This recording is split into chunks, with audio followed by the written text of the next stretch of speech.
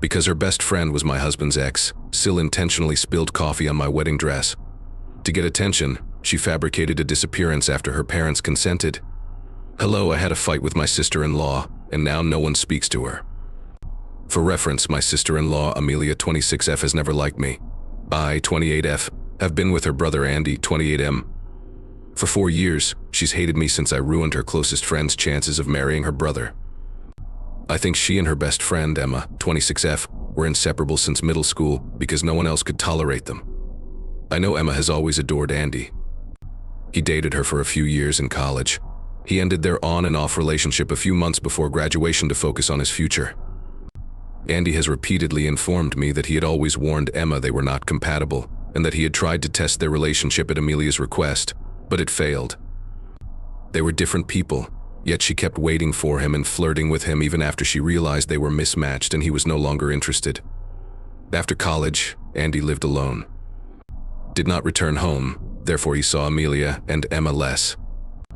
After his relationship with Emma ended, he didn't date anyone for a couple of years to focus on his work, but she took that as a sign that he was still interested in her and kept trying to talk to him.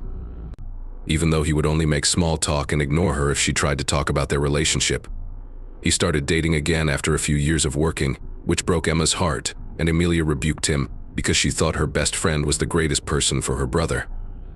No matter what Andy wanted, she insisted on her way and even fought him over it. Eventually, he met me through friends and we started dating.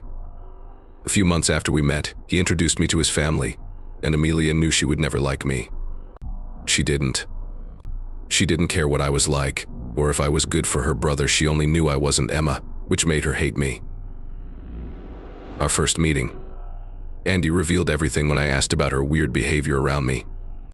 I stopped expecting her to be nice to me and didn't try to befriend her. Since Emma has been Amelia's best friend for so long, she's regarded a family member like me. I've met her several times. Both of them are catty when they're together, and Emma gives us evil looks when she sees me with Andy, but I didn't care because I knew he was happy with me. The two of them had been ignored for 4 years, and Amelia was the only person who didn't congratulate us after we were engaged, but we asked her to the wedding to avoid a family argument. Since she is the family's favorite daughter and has always been nurtured as a princess, she was naturally spoilt and entitled, acting bratty. We mostly ignored her behavior because it didn't affect us. In addition, my in-laws had repeatedly encouraged me to overlook her behavior toward me and her friendship with Emma, but I still did invite her to the wedding because they didn't want this to become a huge deal and told me she was being immature, so we did because, unlike their daughter, they'd always been friendly to me. Andy and I didn't see the harm in inviting her to pacify his parents because we knew she would decline because she wanted to stand with Emma. To our surprise, she accepted and even responded to thank us for inviting her, saying she was finally coming around to accepting me and the family because she couldn't help Emma's grief and worried about her family. She didn't react well to being invited because she had mentioned Emma several times, but it was a start, so Andy and I were happy. My in-laws were happy that their children were improving, but on the wedding day she did something terrible. About an hour before the ceremony, I was getting my makeup done and wearing my wedding dress. My bridesmaids, mother-in-law, mom, and Amelia sat in my room. Pretty much all my female friends and relatives were there. After Amelia offered me iced coffee, I accepted without hesitation. When she handed me the cup, she rapidly flipped her wrist and my front was covered with coffee and ice. My bodice was the worst hit, but the lower half of my dress was mostly unharmed. Everyone was surprised, and I jumped up and tried to pull it all out, but I realized it was futile. Amelia profusely apologized too. I could see her smirk no matter how hard she tried to hide it. I lost my temper and yelled at her since I knew her apologies were for show. I was clearly upset and started crying, but everyone else helped me remove the dress and took it to the washing room to try to fix it with 1 hour till the wedding. I remained crying in my room while they removed the dress, hoping the stains would not show. Ceremony, and that the hotel staff might help.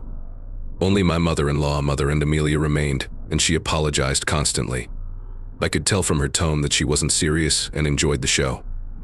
She stayed in my room despite my begging at her to leave multiple times after the incident. She was arrogant enough to sit in my room and watch me cry after what she did, which made me even more upset, but I couldn't voice it because I was crying. Thankfully, my mother-in-law stepped out for me, And I believe that's when Amelia realized she was in trouble, because even her mother wasn't with her. And being the adorable daughter wasn't going to save her from her acts. After my bridesmaids left with the dress and my mother consoled me, my mother-in-law questioned her daughter whether she had purposefully dropped the coffee on me. Amelia denied it, but I called her fake. I informed her I had seen her purposefully flip her wrist while sitting still. After arguing with me, my mother-in-law ordered her to stop and remarked that given the circumstances, she thought it would be best if Amelia departed because it was evident she was upset with the wedding. And my mother-in-law had tried to keep things calm, but Amelia wouldn't let that happen. She said that despite her behavior, she had requested that I invite her to the wedding so she could act like an adult and be happy for her brother. However, she was a fool to expect that from someone as pampered, entitled, and bratty as Amelia, and she had no one else to blame for her behavior since they had met. I should have been absolutely honest with her instead of attempting to be pleasant. After what happened, my mother-in-law could no longer take her daughter's side and asked Amelia to leave the room, threatening to have security remove her from the ceremony. I was unhappy, but my mother-in-law's style of speaking to Amelia surprised me, and I stopped sobbing to see what was going on since I don't think she'd ever been spoken to like this. Naturally, she was stunned, but she quickly recovered and argued with her mother. She tried to claim I was the victim and that the coffee spill was a mistake, but everyone in the room, including my makeup artists, knew she did it on purpose. Amelia blamed me, but my mother-in-law explained that she had been invited as a favor to my in-laws to avoid family drama, and now she wanted Amelia to leave because she would not have been invited without them. After some fighting, Amelia got up and left the room, and my mother-in-law apologized for all that had happened, saying it was her fault to even try to get me to bring Amelia, since she was a brat who would go wherever length for her cause. I didn't say much because I was happy that Amelia had exposed herself and that her parents, who had always supported her, were now against her owing to her unpleasant behavior. After that, we could only wait and hope the clothing was returned in perfect condition. I called Andy because we weren't meant to see each other. I told him everything occurred, and he assured me Amelia would not attend the ceremony or other events. He also assured me that all guests would wait for me and that I didn't have to worry about time. I could take as long as I wanted because he knew I required the right clothes, and he maintained his word. I was crying and needed to reapply my makeup, so the ceremony started 45 minutes late. My dress was washed and steamed when I arrived. The dress was coffee-free when I got it back because my bridesmaids and hotel staff treated it like a laundry emergency and treated it quickly and carefully. After then, everything went well and cheerfully. Amelia was absent. By the time we started dancing, I had forgotten she was there, and by the end of the night, I was so pleased to be married to Andy that nothing else mattered. When my in-laws approached me and Andy again, my father-in-law said he was terribly sorry for what Amelia had done, and that if he had known this would happen, he would never have made me invite her. They also informed me that they would cut her off until she apologized to us. They kept their promise and haven't spoken to Amelia since the wedding last week.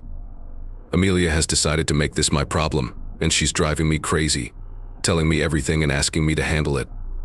Most of her texts say I'm trying to replace her in the family, but I'm not as good as her. She seems to understand that I'm brainwashing her family against her. I've done it to Andy, and now I'm trying to do it to her parents, but she knows her family will come back to her, and she even admitted that the coffee incident was intentional. She said she regretted not getting more of it on my dress, which would have damaged it and prevented me from getting married. Since I blocked her social media and phone number, she's been texting me from fake identities and burner phones to annoy me. I initially ignored it because I didn't think it needed to be discussed with anyone other than Andy. He advised me to ignore her since she simply wants a reaction from me and I shouldn't play into her hands. However, 2 days ago, for some reason, I unblocked her after she tried to text me from a fake profile again and called her to end this lunacy. She ignored my calls at first, but she answered and I slammed her. I cursed her out, telling her that she, like Emma, was a loser, which is why they were perfect together, and that they should marry instead of spoiling other people's weddings. I told her I wasn't trying to take her place. The family thought she wasn't worth replacing, but she disagreed. I wasn't horrible enough to replace her. I informed her that her brother and parents, who had always seen her as a burden and disgrace, would benefit from her absence. I told her to stop pestering me and hung up. Emma informed me she sent messages after that phone chat, but I haven't gotten any. Amelia disappeared after a total tantrum. So I'd suggest making my sister-in-law disappear after she disrupted my wedding. By Amelia going Mia, I meant she hasn't answered calls or texts since I denigrated her. After the wedding, she moved live with Emma instead of her parents. After the wedding, she was evicted and moved in with Emma. Apparently after that call, she sobbed in her room for hours and wouldn't let him in. Emma found Amelia gone the next morning, leaving most of her stuff. She tried to reach her many times, but got no response, and their other pals tried to call or text her, but she ignored them. Emma considers it unlikely that she will respond to anyone until her parents or Andy contact her. Do not misunderstand. We know she is alive and unharmed, so Andy and his parents are realistic. We don't want to approach her or offer her any attention because we realize this is a publicity gimmick and feel bad for being mean to her. We know that for sure how, because her parents discovered she hadn't been replying to them. Friends or not, they called 2 family members to find her.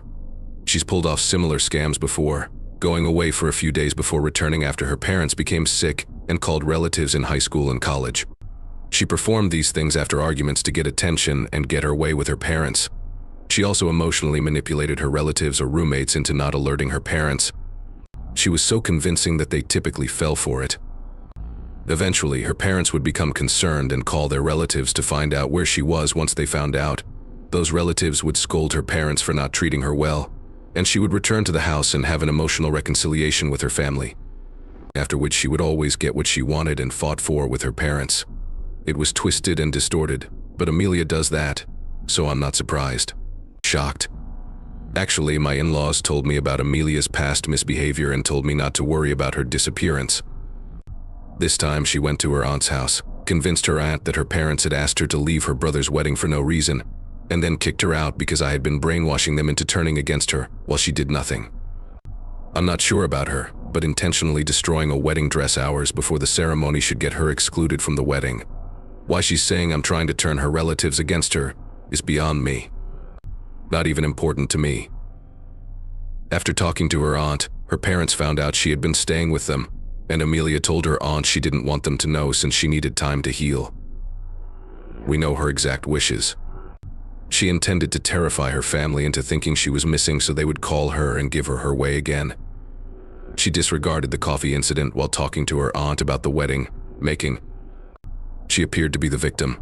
When her parents called her aunt, she chastised them for mistreating Amelia and causing her such grief, but my mother-in-law immediately told her sister the truth and cleared up any confusion.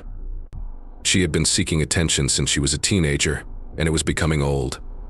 Now that she understood the truth, her parents told her aunt she could do whatever and kicked her out of her aunt's house. Her aunt informed her mother she asked her to go without saying why.